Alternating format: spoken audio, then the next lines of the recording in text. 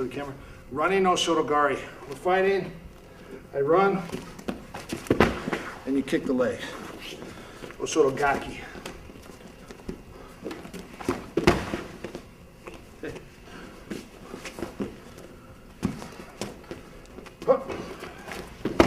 Your lead foot and land with your rear foot beside your opponent's left foot. Hook your leg to your opponent's leg and kick back as you pull the body to the ground.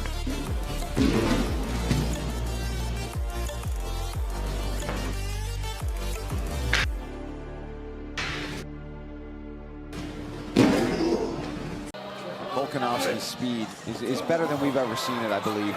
Yes, I agree. Look at that. What a trip. Fantastic. Right in front of us here.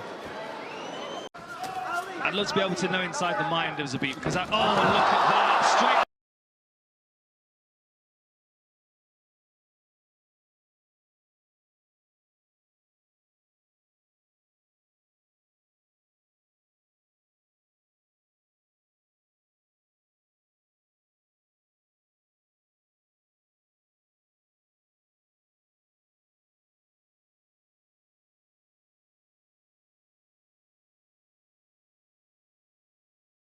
Now the timing and precision needed by Lyoto Machida to pull off that technique is absolutely incredible.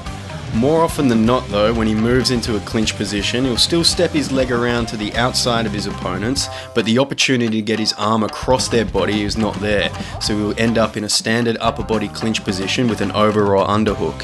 He'll then push his opponent's upper body, even getting underneath their armpits, and finish with an outside leg trip. Here's when a person like this, you're like, hey, I don't have a problem. Simple.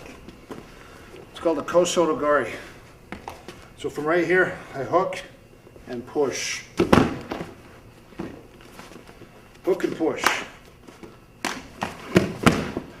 If I'm opposite lead, we're fighting, I parry, I punch, hands up, I parry, I punch, step.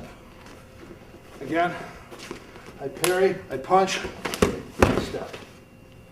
Now if he's square to me,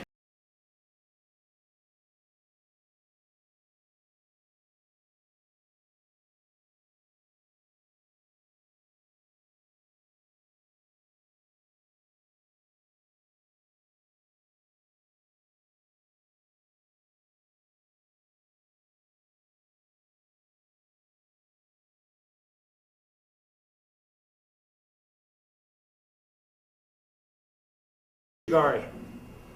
And it's not a nut kick, although it looks like a nut kick. It just goes here.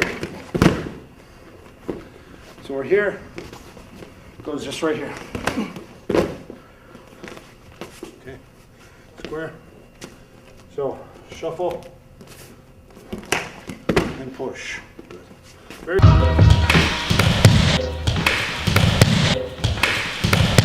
Boom. Hey, I'm Lavelle Marshall, Swai Jiao practitioner. I'm with Vlad Kolokov right here, Sambo Fusion. I'm going to show a technique that we call an inner hook or inner hooking. Okay, it's a Swai Jiao technique. There's many variations. Vlad has shown one that's also similar, same as Swai Jiao. This one is a little bit different. The angle and just how pretty much the directness of it is a little bit slightly different. So.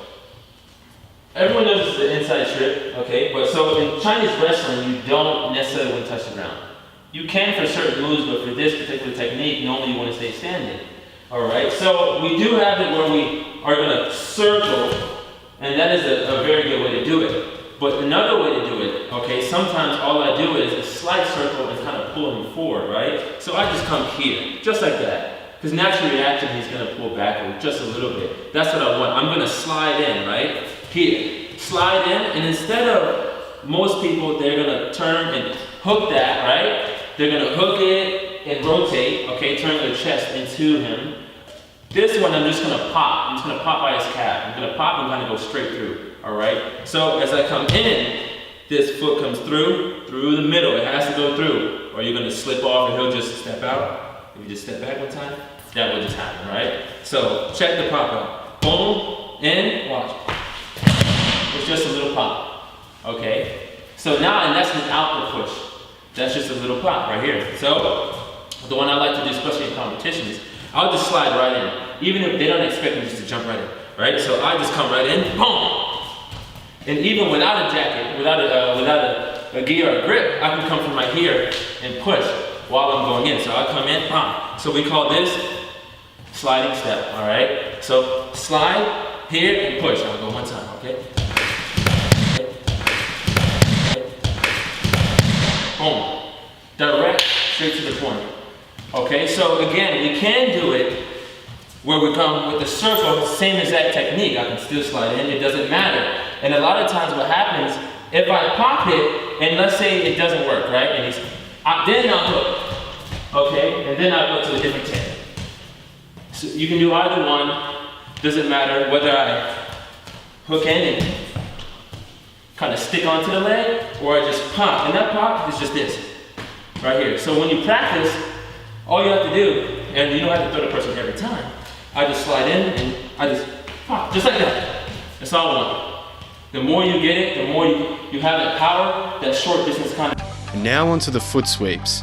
Throughout his matches, Lyoto will look to feint or punch and get his opponent's weight shifted back onto their rear leg. This makes their lead foot very light and a prime target for sweeping. From an orthodox stance, Lyoto will then bring his rear leg to sweep the opponent's foot out from underneath them. We can see him here using it in a sparring session against UFC middleweight Uriah. We're just gonna grip, step right behind them. So it's called biting. You're gonna wrap around the back of their foot, put the pressure, okay? Pull down, that's all we're doing right now. Just this. Boom, just a little bit, and you're just gonna lift this leg up. If it's too hard, you're not pulling right. You're not flexing right here, okay? He's broken right now. He can't do much, right? All I do is